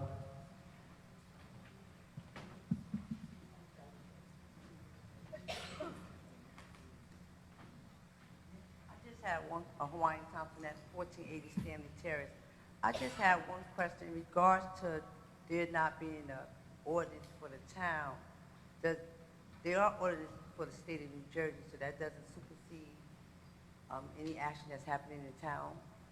Like I know there's like certain ordinance for the state of New Jersey in regards to boarding home and what qualifies for a boarding home. So that doesn't supersede if we don't have it. Supersede, I mean. The law department reviewed the state statutes regarding boarding houses, and they advise that it does not prohibit it. But in order for someone for code enforcement, they would have to have a local ordinance to write someone a ticket for. Okay. So I was just thinking, as I'm listening, so if we have a home, say, so currently in Hillside, there may be a home, one family home that has been converted to a 9-bedroom. There's nothing we can do about it, even if we know, there's nothing that the township or administration can do about it, even if you know there's 20-something people living in the home that could be a fire hazard. Again, the fire department, fire prevention said they have no purview over a one-family home with regards to a fire hazard. So anybody can, at this current time, anybody in the town of Hillside can convert their home into 6 or 7 bedrooms, and it'll be okay?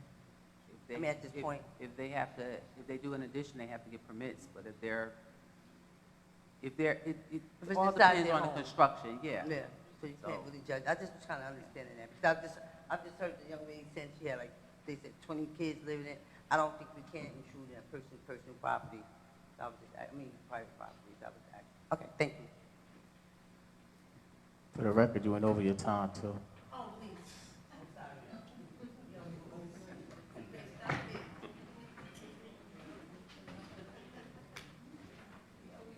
Good evening, Council President Balmayo, 1424 Liberty Ave. I have a couple questions. My first question is, what's the status of the family pool? Are we going to have one? Ask them all. We're going to get. I beg your pardon? So ask all your questions. The question was, what's the status of the family pool? Okay. But ask all of them. Okay, I'll say everything else. Okay. So my next question is, can the public protest the splash park? We should have been asked which one we want, and we would have said we prefer the family pool to the splash pool. At some point, can we, say we don't want it? And they shouldn't have started building and tearing up and making it if we didn't want it. So is there anything could be done? Could we object? Okay, keep going. No, keep going. I'm sorry, but that's one question. So, now what's up with the shade tree department? What's the shade tree department? Tell me about that. Can somebody explain that? The shade tree department? The Department of Cut Trees? That's the last one?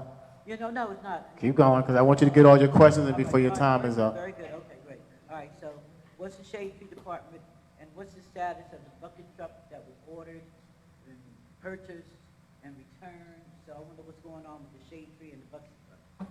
And also, I was told that some of the housing for this new project, at the across the street, supposed to be for seniors.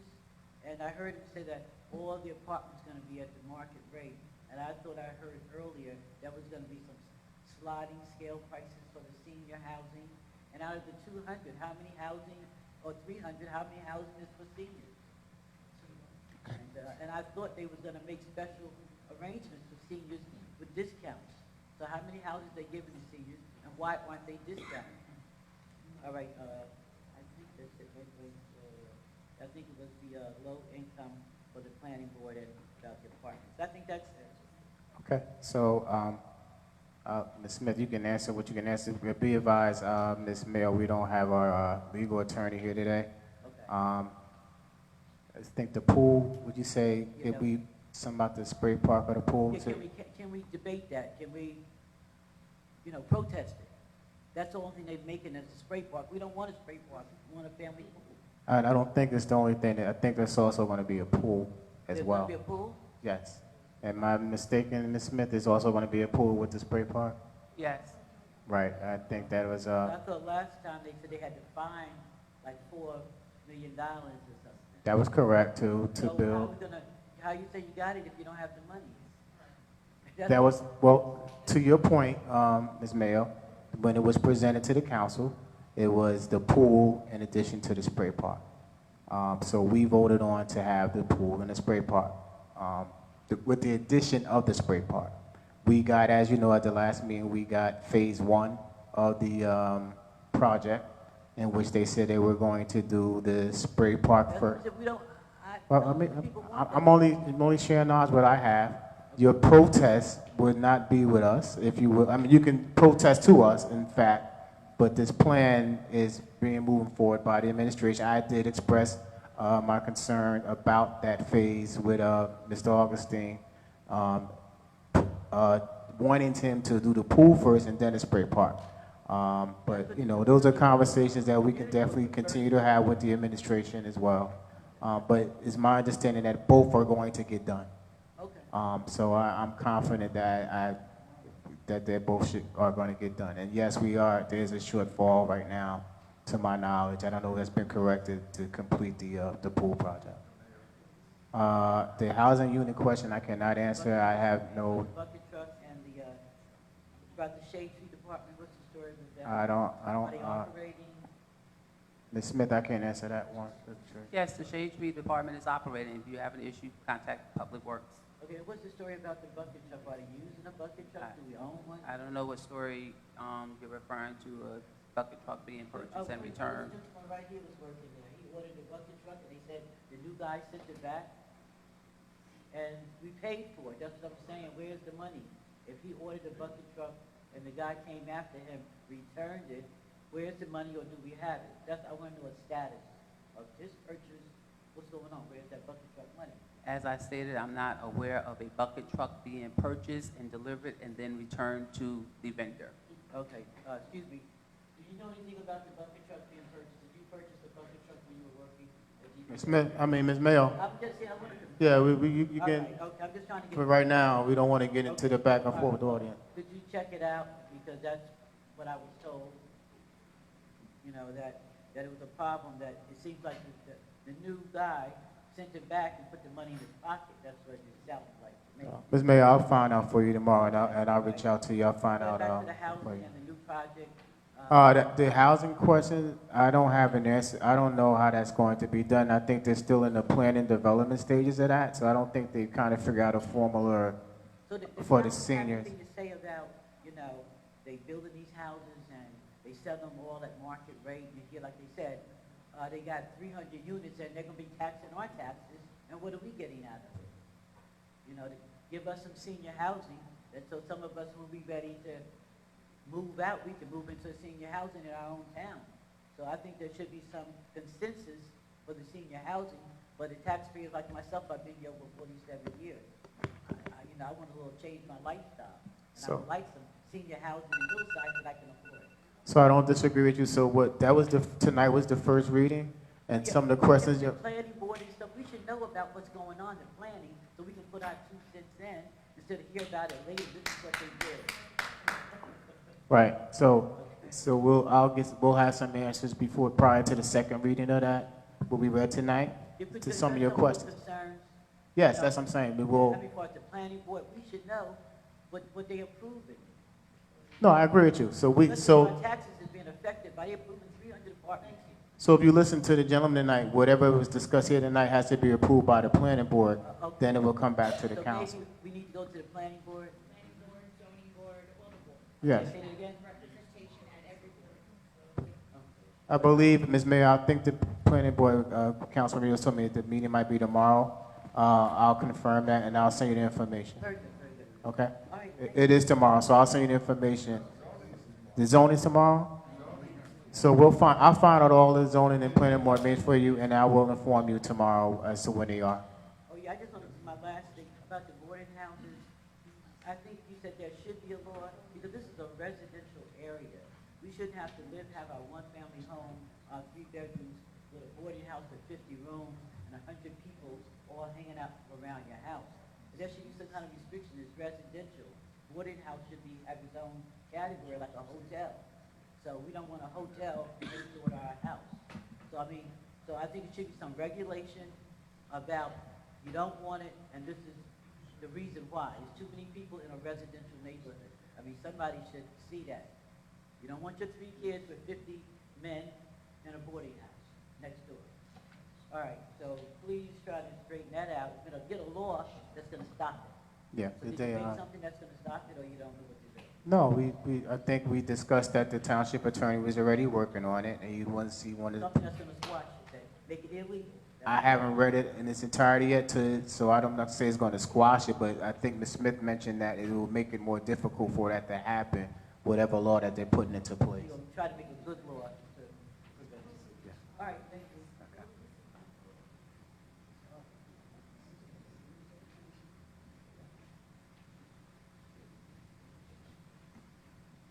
Faye Frierson, 72 Hillside Avenue, and I don't have a complaint. I just want to acknowledge and thank you guys, the council, and the administration for all that you do for the town.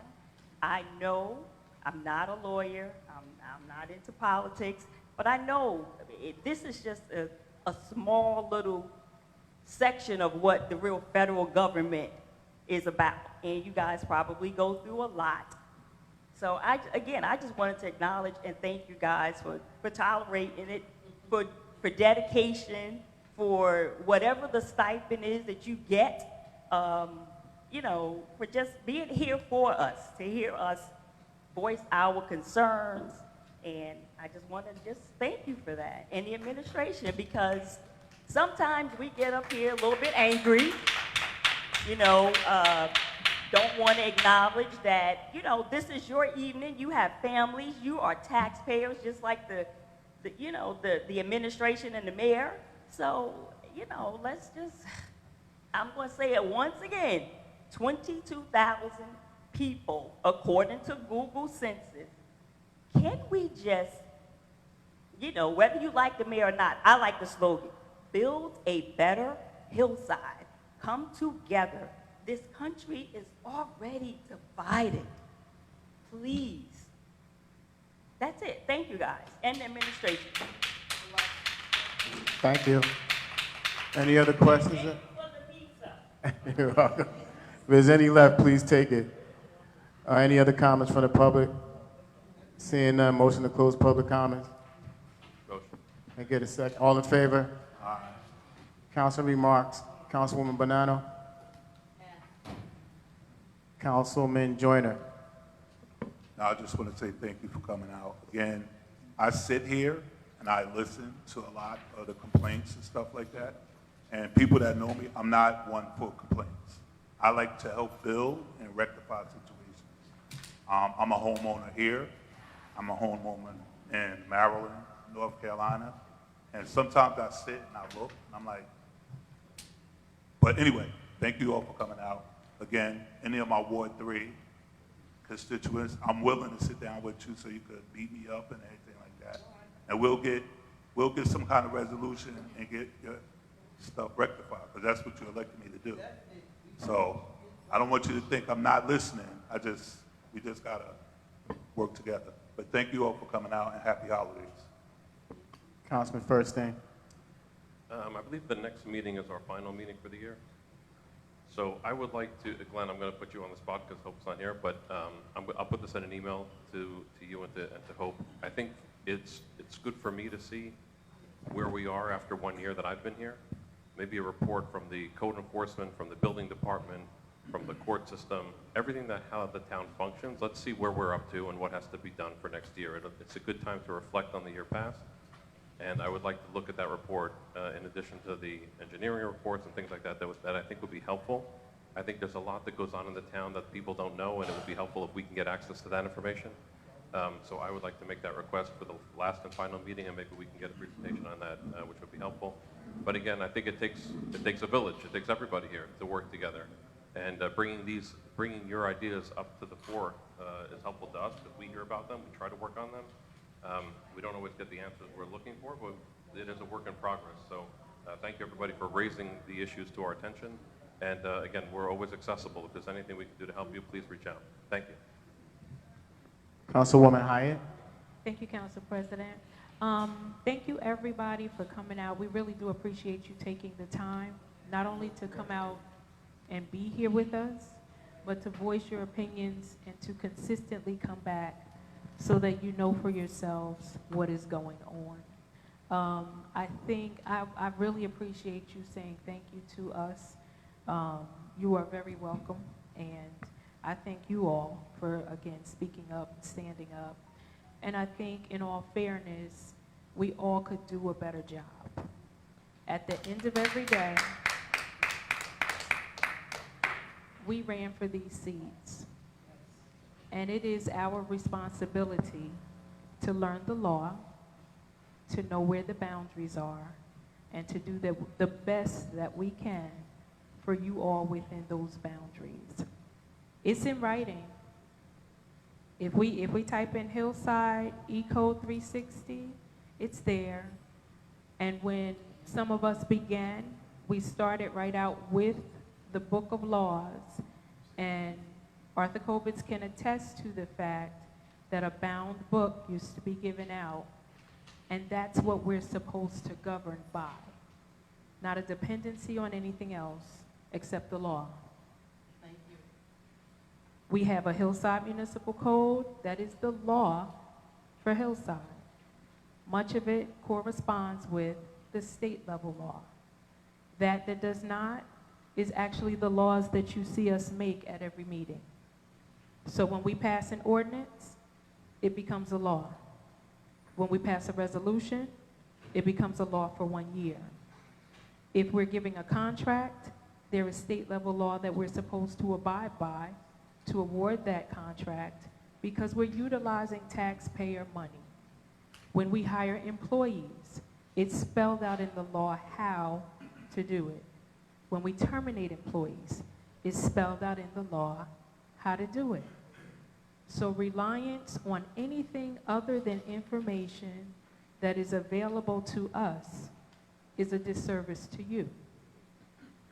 It creates lawsuits. It creates waste.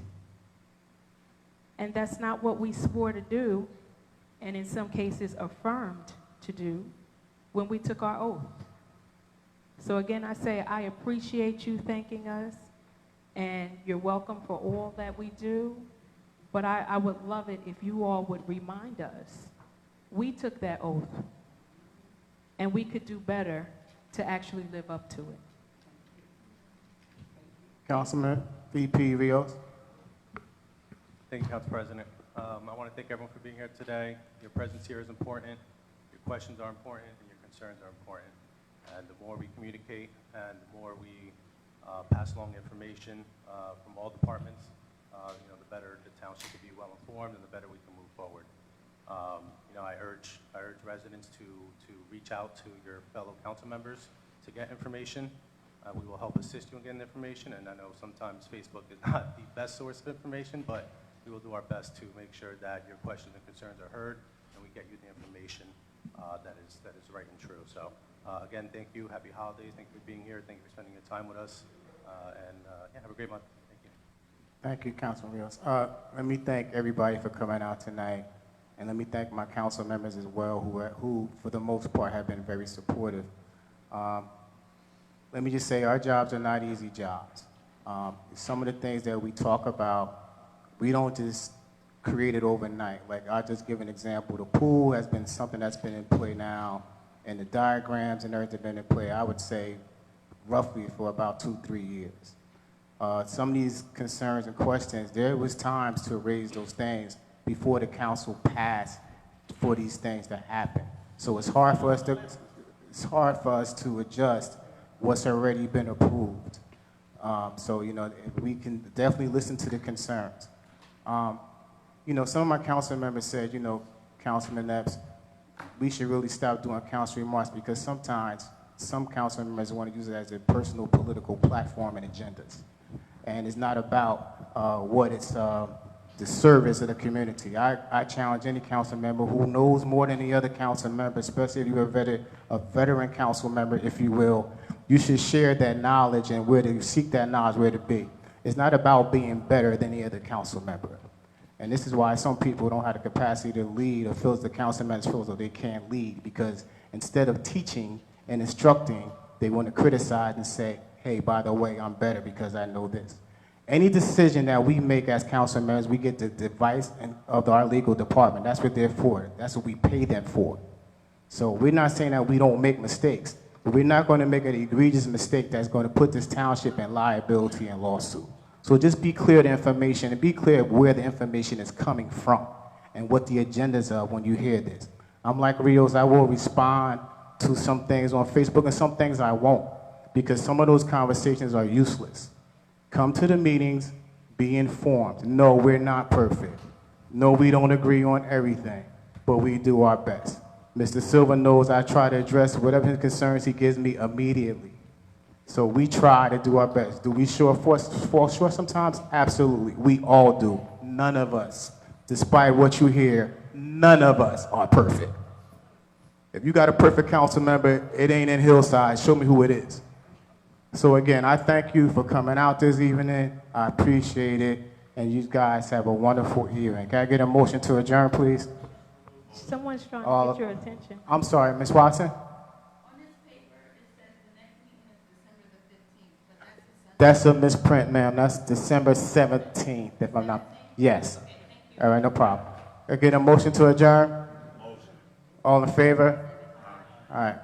Have Good a great night, evening. everyone. And if any of you need a copy of the township code, let me know. It's been provided to every council member every time somebody got elected.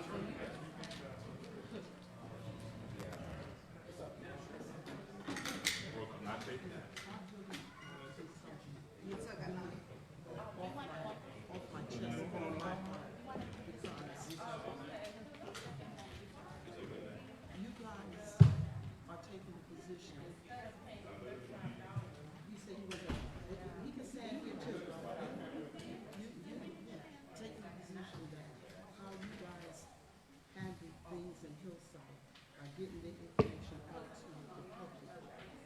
You're doing it right.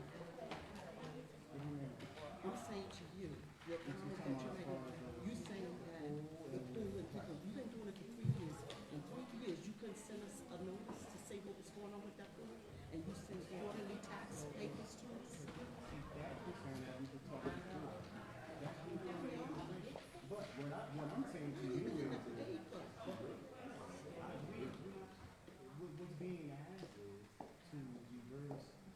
visionary liaison. No, we're not